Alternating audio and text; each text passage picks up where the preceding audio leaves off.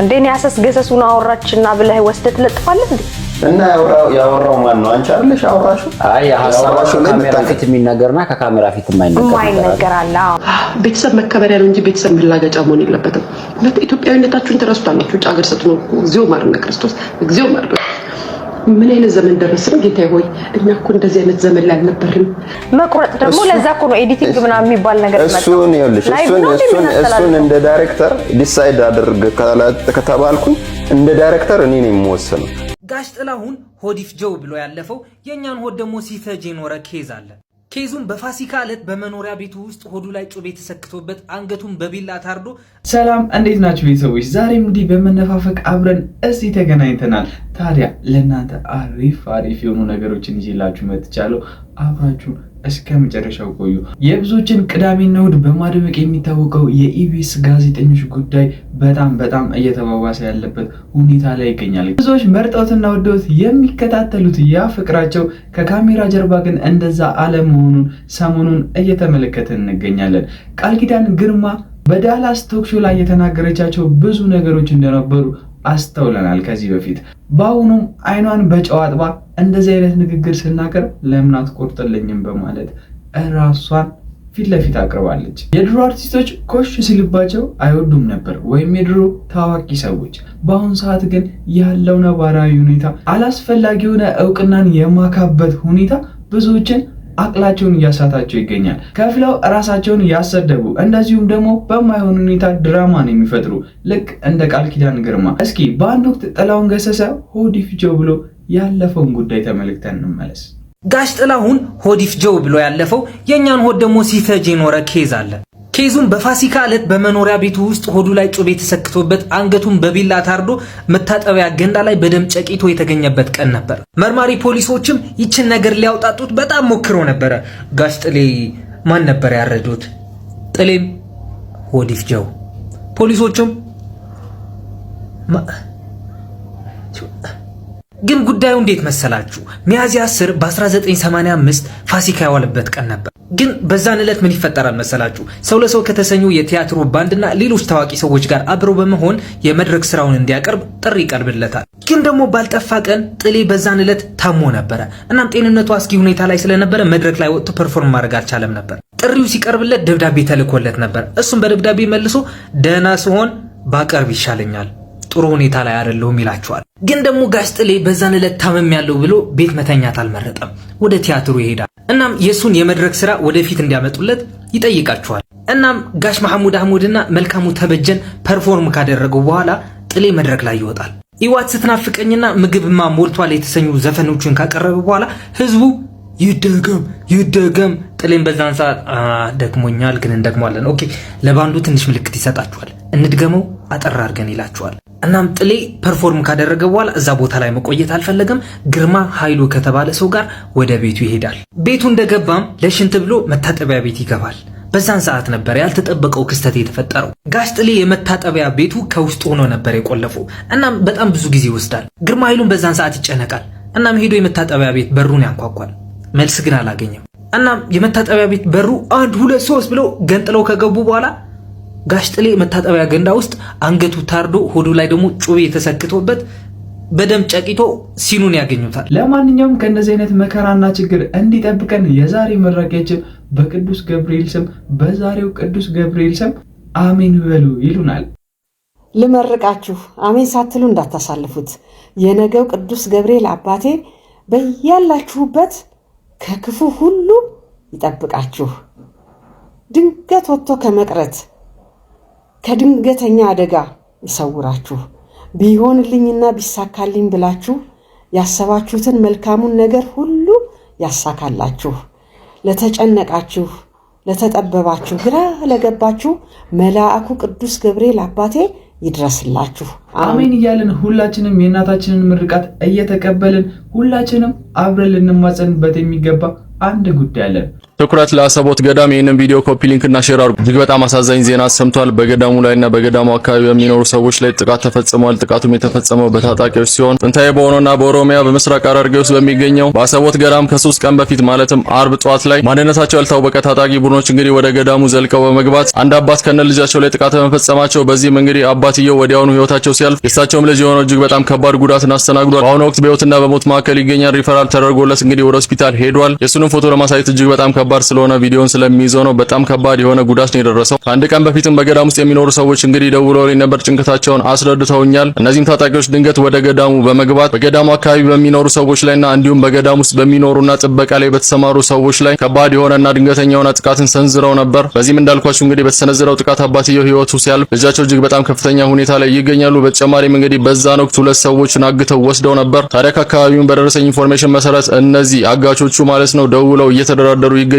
በአሁኑ ወቅት ወደ 1 ሚሊዮን የሚጠጋ ብር እንዲያስገቡና ያለበለዚያ ህይወታቸውን እንደሚነጥቋቸው እየተናገሩ ይገኛሉ። በዚህ ምክንያት በገዳም ውስጥ የሚኖሩ እናትና አባቶች በተጨማሪም በዛው አካባቢ የሚኖሩ ሰዎች እጅግ በጣም ከባድ ሁኔታ ውስጥ ገብተዋል። በአሁኑ ሰዓትም ወቁልን የድረሱልን ጥሪ እያሰሙ ይገኛሉ። ደረሰኝም ኢንፎርሜሽን ከሆነ ይህን ጥቃት ተከትሎ በአካባቢው የሚገኙ የልዩ ኃይሎች እንግዲህ ወደ ገዳሙ ገብተዋል። ነገር ግን ለጥበቃው የገባው ኃይል በቂ አይደለም፣ ተጨማሪ ኃይል ያስፈልገናል ብለው እየተናገሩ ይገኛሉ።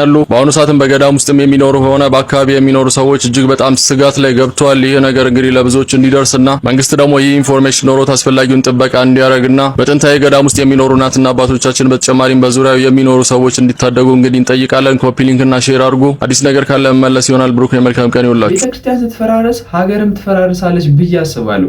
ምክንያቱም የሃይማኖት ቦታ ነው፣ ብዙ አይነት ጉዳዮች የሚፈጸሙበት። ታዲያ ከዚህም ተነስተን በዛሬው ዕለት ብቻ 33 ቤተሰቦች ትዳራቸውን መንገድ ላይ ጥለዋል። በመዲናችን አዲስ አበባ ዛሬ 33 ጥንዶች ወይም ባለትዳሮች ፍቺ ይፈጽማሉ። ታዲያ ይህ ነገር ላለፉት 3 ወራት ቀጥሎም ነበር። ከሰኔ ወር እስከ መስከረም ወርም 3032 ጥንዶች ወይም ባለትዳሮች ፍቺ እንዳደረጉም ተገልጿል። ይህንም የገለጸው የከተማ ሲቪል ምዝገባና ነዋሪዎች አገልግሎት ኤጀንሲ ነው። እናንተስ የዚህ ፍቺ ምክንያት ምን ይመስላችኋል? ሐሳባችሁን በኮሜንት ሴክሽን ላይ ማስቀመጣችሁን እንዳትረሱ። ሰናይ ቀን ተመኙ። ለዚህም ምክንያት እየተደረገ ያለው ወንዶችን የማይረዱ ሴቶችና የኑሮ ውድነት አቅሉን እያሳተ ያለው ህዝብ መሆኑን ብዙዎች እየገለጹ ይገኛሉ። እናንተስ ሴቶች ናቸው ብላችሁ ታስባላችሁ? ወንዶች እስኪ ኮሜንት ሴክሽን ላይ ሐሳባችሁን እየገለጻችሁልኝ። ፍትህ ለወንድ ልጅ። የወንድ ልጅ ፍዳ መወሳት ባለበት ልክ አልተወሳም። ጥንት ወንድ ልጅ ሲወለድ 3 ጥይት ያስተኩስ ነበር። አሁን ግን ልብሱን የሚያስተኩስ ወንድ እንኳን ብርቅ ሆኗል። ሰውነቱ ሞላ ያለ ወንድ በመለስ ጊዜ የቀረ ይመስለኛል። ጥንት እናቶቻችን ወንድ ልጆቻቸው ጠጉር ሲያጎፍሩ አንደኛን ሰውነትህን መጥምጦ የበለው እኮ ይሄ ነው፣ ምን እንደምትከለውና ወዝብ ይመለስ እያሉ ሙልጭ አርገው ይላጫቸው ነበር። ዘንድሮ ግን በመመረጥ እንጂ በመመለጥ የሚመጣ ሰውነት የለም። የሆነው ሆኖ ወንድ ልጅ ግምኛ ተበድሏል። ተፈጥሮ ሴትን እንዲጨከንባትም እንዲታዘንላትም ማርጋ ስትሰራት ለወንድ ልጅ ግን ይታዘንለት ዘንድ አልፈቀደችም። ወንድ ልጅ በሴት ተጣልቶ ይሞታል። ወንድ ልጅ ዘመቻ ሄዶ ይሞታል። ወንድ ልጅ ሰክሮ ጉድጓድ ውስጥ በመግባት ይሞታል። ወንድ ልጅ የሞት ፍርድ ተፈርዶበት ይሞታል። ወንድ ልጅ በቁሙ ይሞታል። ከነዚህ ሁሉ በአንዱ ባይሞት ያለፈለት ቀን ግምኛ ሲጎርስ ታንቆ መሞቱ አይቀርም። ብርና ወንድ ልጅ የትም ነው ሀገሩ የሚለው አባባል ራሱ ብር ያለው ወንድ ልጅ የትም ነው ሀገሩ ተብሎ መስተካከል አለበት። ወንድ ልጅ ብር ተሌለው እንኳን ሴት በሽተኛ የሚጠይቅበት ሞራል የለውም። እኔም ዛሬም ነገም እላለሁ ፍትህ ለወንድ ልጅ። የወንድ ልጅ መከራም እንዲህ ሲገለጽ አንድ ግን ቅልቅል ለምትል ነብሳለች ብዙ ሴቶች ላይ በአሁኑ ሰዓት እየታየች የምትገኝ። እስኪ ተመልክተነው እንመለስ። በሬ ላይ እየተመላለሰ የሚያለቅስ አፍቃሪ ነበረኝ። ምን ወስደሽበት? ምን ተወስድበታለች? ራሷን ፈልጓት። ቲክቶከር ነው የሚመላለሰው። ቲክቶከር አይደለም፣ ዩቲዩበር ማለት ሶሻል ሚዲያ የሚሰራ ሰው አይደለም። ከቤተሰብ ጋር ያለሽ ነው ወይስ አሁን? ከቤተሰብ ጋር ያለው ብዙ ጊዜ ቤት በር ላይ የሚውሉ ማለት ይችላል። እኔ ስራም ስወጣ ስገባም አገኘዋለሁ። ብዙ በር ላይ ታውቂዋለሽ? ታበይዋለሽ? ታውቂዋለሽ? በየተራ ታይቋት። እሺ ታውቂዋለሽ? አይ እኔማ አፈቅርሻለሁ ሲለኝ ነው ያየሁት ለመጀመሪያ ጊዜ። ከዛ በፊት አይቼው አላውቅም። ከሌላ ሰፈር ነው የሚመጣው? እኔ ሰፈሩን ብዙም አላውቅም። ቀለብ ከማን ነው? ቀለብ አይ ቲንክ ሳስበው እኔ ብዙ ጊዜ ስራ ምናምን ስለሞር ቤተሰብ ምናምን በር ላይ ያቃብሉታል። እቺን ጉረስ ለማልቀሻ እኔ ፍቅሩን ስላልተቀበልኩ ብዙም አላወራውም ነበር። እኔ የምለው የምር ፍቅር ይዞት ነው ወይስ ለጥቅም ፈልጎሽ ነው? ከሁኔታው ሳይው ፍቅር ይዞት ይመስለኛል እንጂ ለቪዲዮ ፈልጎሽ አይደለም።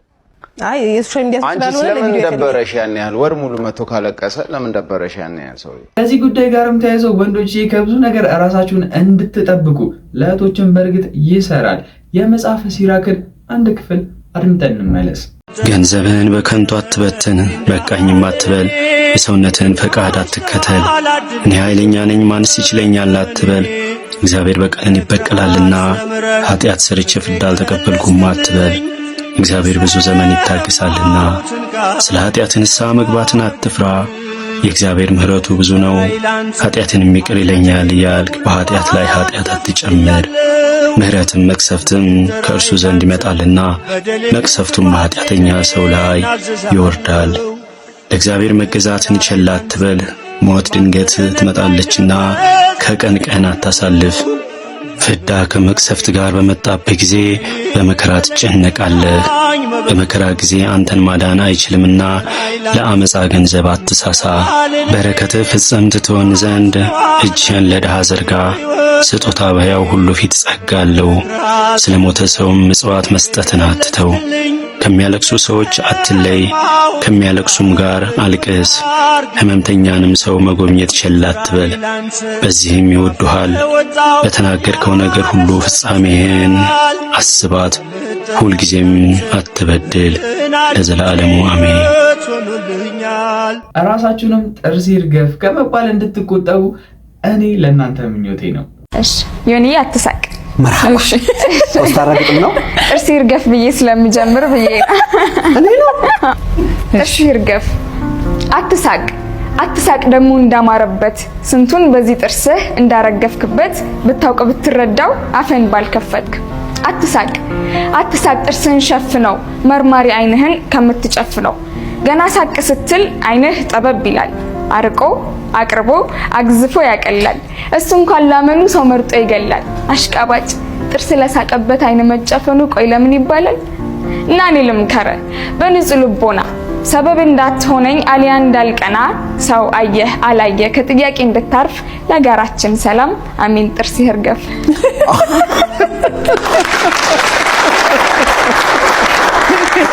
ግጥሙ እንደተመቻችሁ ተስፋ አደርጋለሁ። እስኪ ትዳር ስታስቡስ መጀመሪያ ለማን ነው የምትናገሩት?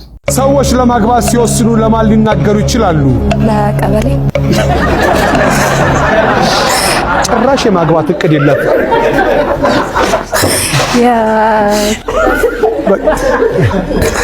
አልሽ ለቀበሌ ነው ያዝነው።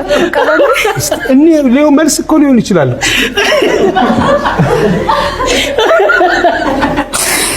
ሰዎች በህይወታቸው በጣም ደስተኛ ከሚሆኑባቸው ቀናቶች አንዱ የመመረቂያ ቀናታቸው የምርቃታቸው ቀን። ተማሪዎች ተመርቀው ሲሉ ካለፉ አሁን ማለፋቸው ነው ከምርቃቱ በላይ። ሰዎች ብዙ ጊዜ ድግስ ላይ ምን አለቀ ሲሉ ትሰማለህ? እንጀራ የግዢ አላ ሩጥና ጓጉዳው። ሰዎች ለማግባት ሲወስኑ ለማን ሊናገሩ ይችላሉ? ለቤተሰባቸው። ለቤተሰብ በፊት ለቤተሰብ ነበር። አሁን ቤተሰብ ፌስቡክ ላይ ነው የሚያየው። ልጅሽ ተንበረከከ። የት ማን አንበረከከው? የኔ አንበሳ ማን አንበረከከው? አግቢም ብሎ። በታክሲ ውስጥ ምን ታያለሽ? ሹፌር እኔም ብፈልገው ይሄን ነው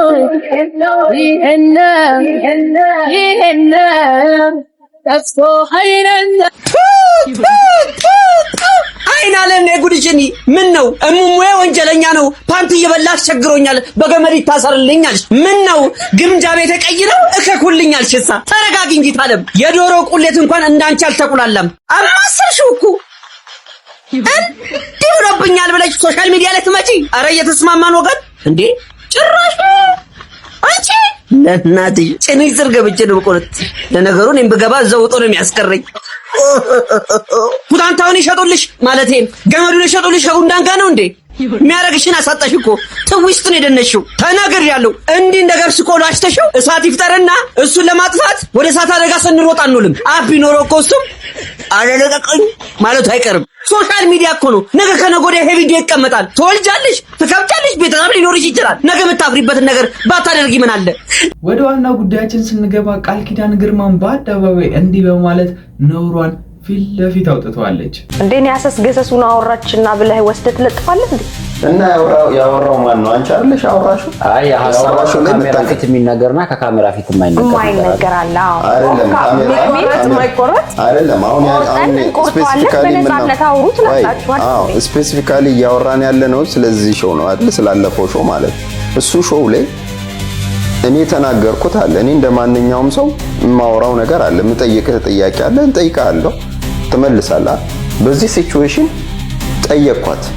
ኖርማል ጥያቄ ነው። እንደማንኛውም ሰው የተሰማኝን ነው መጠየቅ ያለብኝ። ወይም ሾው ላይ ስቀርብ ጉዳዩ ላይ የምንወያይበት ጉዳይ ላይ ይሆናል የምለውን ጥያቄ አነሳለሁ። ያንን ካነሳው በኋላ እማትፈልጊው ከሆነ ኖ ይሄንን ጉዳይ አላወራም ማለት ትቻለሽ። ዝም ማለትም እኮ ይቻላል። ካወራሽ በኋላ ግን አውርቼም መቁረጥ እችላለሁ። ማን ይከለክለኛል? ከዛ ውስጥ የምፈልገውን ወስዳለሁኝ፣ የማልፈልገውን አልወስድም። ከባህል ከአካባቢያችን ከሀገራችን ምናምን ነባራዊ ሁኔታ አንፃር ህዝቡ ጋር ሄዶ ከሚጎረብጥ ሰው ነኝ፣ ስህተት አይጠፋም። አንዳንድ ነገሮች ምላሴ ሊስት ይችላል። ስለዚህ መቁረጥ ደግሞ ለዛ እኮ ነው ኤዲቲንግ ምናምን የሚባል ነገር መጣ። እሱን እንደ ዳይሬክተር ዲሳይድ አድርግ ከተባልኩኝ እንደ ዳይሬክተር እኔ ነኝ የምወስነው። እንደ ዳይሬክተር ይሄንን እፈልጋለሁ ብዬ መረጥኩኝ። አንቺ እዚህ ጋር ስትናገሪ ዝም ብሎ የመጣልሽን ትናገሪያለሽ። ኦፍ ኮርስ ልክ ነሽ እኮ በማህበረሰብ ውስጥ ተጽዕኖ ሊፈጥሩ ይችላሉ ብዬ የማስባቸውን ነገሮች፣ ልክ ያልሆኑ ነገሮችን ኤዲት አደርጋለሁ። ግን ልክ ነው ብዬ ያመንኩትንስ ነገር አንቺ መተሽ ኤዲት ማድረግ ነው። ጠርተኸኝ ስመጣ ማለት ነው ላይቭ ሾው ነው ብለህ አልነገርከኝም። ስለዚህ ላይቭ እስካልሆነ ድረስ ደግሞ የፈለኩትን ነገር ተናግሬ ይቆረጣል ብዬ ስለማስብ ለባለሙያ ትቼ ሄዳለሁ። ስለዚህ የቶክ ዳላስ ደግሞ ዋናው ሐሳብ መሀል ላይ የሚያመጣ ነገር መፈለግ ስለሆነ አይ ቲንክ ሁለታችሁም ልክ ናችሁ። የሚያጨቃጭቅ ሐሳብ ከመጣ እንድንሟገትበት ነው አይደል? እንጨቃጨቃለን፣ የራሳችንን ሐሳብ እናቀርባለን። ያ የቀረበው ሐሳብ ቤት ገብተህ ተኝተህ አንተ ስላልመሰለ አይ ይሄ ይውጣልኝ ካልክ ሾው የለም። እኔ ግን ነገር ነው በጣም የደበረኝ ያለው ምንድነው ታውቃለህ? ለምንድን ነው በሰው ቤት በማያገባኝ ታሪክ ለምን እጣላለሁ ካንተ ጋር ሁሌ እዚህ እየመጣሁ እየተናደድኩ ከማየት የተነሳ እየተደበሩብን መሆኑ በትክክል ያስታውቃል። ታዲያ ምን አይነት ማርኬቲንግ እየተጠቀሙብን እንደሆነ በአጭር መልኩ በዚህ ቪዲዮ አሳይቻችሁ ልመለስ። ምክንያቱም ወሳኝና እንድታቁት የሚገባ ነገር ስለሆነ ማለት ነው። ይሄ ከጀርባ የምትመለከቱት ልጅ እዚህ ኢትዮጵያ ውስጥ ተደበደብኩኝ ያሉና እነዚህ ልጆች ኢትዮጵያ ውስጥ ታግተው ተደበደብን ብሎ ፖስት ያደርገው ነበር። ይሄ ነገር ውሸት ነው። አልታገቱም፣ አልተደበደቡም። ይሄን ነገር ደግሞ ለትሬንድ እንደሆነ ራሳቸው የተናገሩት ነገር አለ። ቮይሱን ላሰማችሁ። told you, my guy, you want a trend. This is a publicity trend. Don't tell anyone. Don't tell them. Just say the guys are saying. ጉዳዩን ላስረዳችሁ። ሰዎች ኢትዮጵያ ይመጣሉ፣ ፐርፎርም ለማድረግ ቡክ ይደረጋሉ። ከዛ ፐርፎርም ያደርጉና ሊወጡ ሲሉ we are kidnapping ኢትዮጵያ ብለው የኢትዮጵያ ሎኬሽን ቦሌ መድኃኒዓለም አካባቢ ከ1.1 ሚሊዮን በላይ ተከታይ ያለው ኦፊሻል የፌስቡክ ፔጃቸው ላይ ፖስት ያደርጉታል። ያው ይሄ ነገር ያው እንደምታውቁት ኢትዮጵያ ውስጥ መጥቶ ኢንተርናሽናል አርቲስቶች እንደዚህ መሆናቸው አንደኛ ሀገራችንን ይጎዳል፣ ሁለተኛ ደግሞ ነገሩ ውሸት። ይሄንን የሚያደርጉት ፐብሊሲቲ ስታንት ነው። ፈናቸውን ፕሮሞት እያደረጉ ነገሩ ትሬንዲንግ እንዲሆንላቸው ነው። ይላችሁ አሁን ለኢትዮጵያ ውስጥ ቡክ አድርገው ያመጧቸው ሰዎች እንደነገሩኝ ከሆነ እነሱን ኮንታክት ማድረግ እነሱ ማግኘት አልቻሉ። ለማግኘት ሲሞክሩም ሪስፖንሲቭ አይደሉም። ማናጀራቸው ብቻ ነው እያናገራቸው ያገሩት ነገር አለ። ቮይሱን ላሰማቸው፣ የራሳቸውን ቮይስ። Don't tell anyone. It's a publicity stunt. When we trend, that's where we're gonna get more gigs. ፐብሊሲቲ ስታንት ይሏቸዋል። Don't tell anyone. We just tell the guys we're safe ወይም ደግሞ ለማንም ሰው እንዳትናገሩ፣ ሴፍ እንደሆንን ብቻ ተናገሩ። ከዛ በተጨማሪ ደግሞ it's how you get more gigs ወይም ደግሞ የበለጠ እንትን የምትሉት በዚህ ምክንያት ነው ይላል። ይኸውላችሁ አዘጋጆቹ አምጥተዋቸው በስነ ስርዓት ተንከባክበዋቸው እዚህ ሀገር ውስጥ ሲንቀሳቀሱ በሙሉ እነሱ ነበር የያዟቸው። እነዚህ የምትመለከቷቸው እነዚህ ሁለቱ ማለት ነው ከሆቴል ሲወጡ ወደ ኤርፖርት ሲሸኟቸው የሚያሳይ ፉቴጅ ነው። ይኸው በሰላም ወደ ኤርፖርት ይሄዱ። ይኸው እዚህ ጋር ወደ ሊፍታቸው እየገቡ ነው። ከዛ ትንሽ ቆይቶ እዚህ ጋር ታገኛቸዋላችሁ ወደ መኪና ሲገቡ። ከዛ በኋላ ሆቴል ሴፍሊ ገብተው በሰላም ወደ ሀገራቸው ገብተዋል። ቡክ የተደረገላቸውንም ቲኬት ታሳያቸዋለሁ። እንደምትመለከቱት ይወጣሉ፣ ወደ መኪና ይገባሉ። ይሄ ማለት ወደ 6 ሰዓት 7 ሰዓት አካባቢ ነው። እንደምትመለከቱት ደግሞ ፍላይታቸው 15 ከ35 ነው የሚለው 9 ሰዓት ከ35 ማለት ነው። የምትመለከቱት ደግሞ ከኢትዮጵያ አየር መንገድ ሲወጡ ዲፓርት ሲያደርጉ ትራቨል ሂስትሪያቸው ነው። እንደምትመለከቱት ዲፓርት አድርጓል። ይሄንኛውም እንግዲህ ዲፓርት አድርጓል። ሁለቱም ከኢትዮጵያ በተባለው ፍላይት በተባለው ሰዓት ወጥቷል። ሙሉ ለሙሉ ጤነኛው ነው ዲፓርት ያደርጉ። በጣም የሚያስቀው ነገር ደግሞ ከ5 ሰዓት በፊት እነሱ ራሳቸው ፋይናሊ ሆም ወይም ደግሞ ደርሰናል በሰላም ብለው ፖስት አድርገው ነበር። በታገትን ያሉት እንደነገርኳችሁ ይሄ ቫይራል ለመሆን ቲክቶክ ላይ መነጋገሪያ ለመሆን ያው ኦዲየንሳቸውን ለማስፋት ነው። የሳውዝ አፍሪካ ኤምባሲ ራሱ ደውሉላቸው ለአዘጋጆቻቸው ሰላም እንደሆነ አረጋግጡ። እንደተመለከታችሁት ዘመኑ የድራማ ነው። የውሸት ነገር የማይፈጠር ነገር የለም። በቃ እንዴ ማፌዝ ነው፣ ህዝብ ላይ መቀለድ ነው። መግቢያ ላይ እንዳሳየኋችሁ የድሮ አርቲስቶች ኮሽ እንኳን እንዲልባቸው አይፈልጉም ነበር። የአሁኖቹ ግን ጊዜ እንደዚህ አድርጓቸው ወይም ደግሞ የእውቅና ጥማት እንደዚህ አድርጓቸው ከፍለውም ይዋረዳሉ። እኛ አሁን እንደዚህ ስለምንበላ ነው አስተዋይ ሆኖ ነው የሚገርማቸው ለገድ ልጅ እግዚአብሔር ይመስገን እንደዚህ የምናስተውለው እግዚአብሔር ይመስገን እንደዚህ አይነት ምግብ ስለምንበላ ነው፣ እንደዚህ ስለምናጣጥም ነው። ምን ልላችሁ ፈልጌ ነው እንደዚህ ባታረጉ ጥሩ ነው። ጋይስ ጮማ ልብላ መሰለኝ። ጮማ ማፊ ውስጥ መሙላት አለበት። አጭ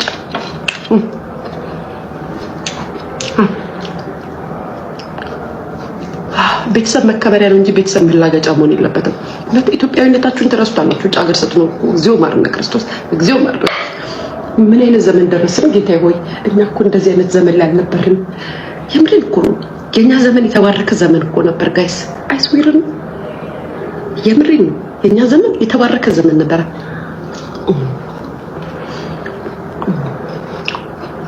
በአንድ ወቅት ብዙዎች የሚወዱት ፓስተር ቸሬም እዚህ የድሃ ህዝብ ላይ አትዘባበኑበት፣ ለዚህ ውሸታም ኑሮ ብሎ እንደዚህ ብሎ ተናግሮ ነበር። የሚል ሰው የሚቀምሰው የሌለበት ሀገር ላይ ጥሬ ስጋ አፋችሁ ላይ የምታስቆርጡ ሰነፍ ትሆናል። ጥሬ ስጋ አታስቆርጡ እያልኩ አይደለም፣ አትቅረጹት ነው እያልኩ ያለሁት።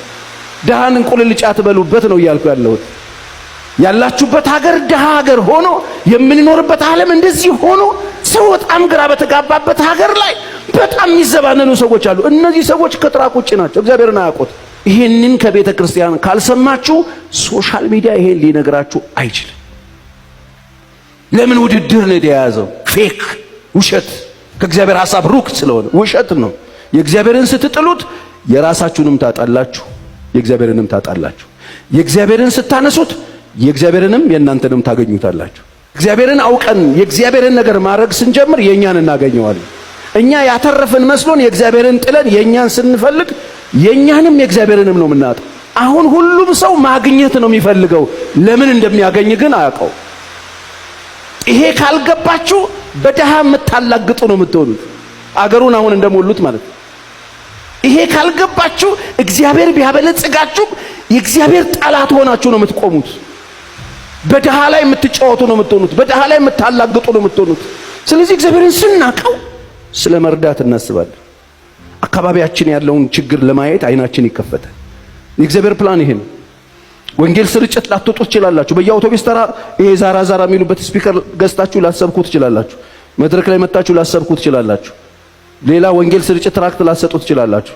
ግን እግዚአብሔርን ስታውቁት ደሃን ማገዝ ትጀምራላችሁ። በሐሳባችሁ ካላችሁ፣ በአቅማችሁ ካላችሁ፣ በጨርቃችሁ የታረዘን ታለብሳላችሁ፣ ያጣን ትሰጣላችሁ፣ የቆሰለን ታክማላችሁ፣ መታከሚያ ያጣውን ታሳክሙታላችሁ። ይሄ እግዚአብሔርን የማወቅ አንዱ ምልክት ነው። አረ ቤተሰቦች በዛሬ ይዤላችሁ የመጣኋቸው ቪዲዮዎች እነዚህ ነበሩ። የሆነ ነገር አግኝታችኋል፣ የሆነ ነገር ቀስማችኋል ብዬ አስባለሁ። ለዚህም ላይክ እያደረጋችሁ እንደዚሁም ሰብስክራይብ አድርጋችሁ ኮሜንት ላይ የደበራችሁንም ነገር እንደዚሁም ያስደስታችሁን ነገር ኮሜንት ሴክሽን ላይ እያሰፈራችሁልኝ በቀጣይ ቪዲዮ እስከማገኛችሁ ድረስ ቸር ቆዩልኝ።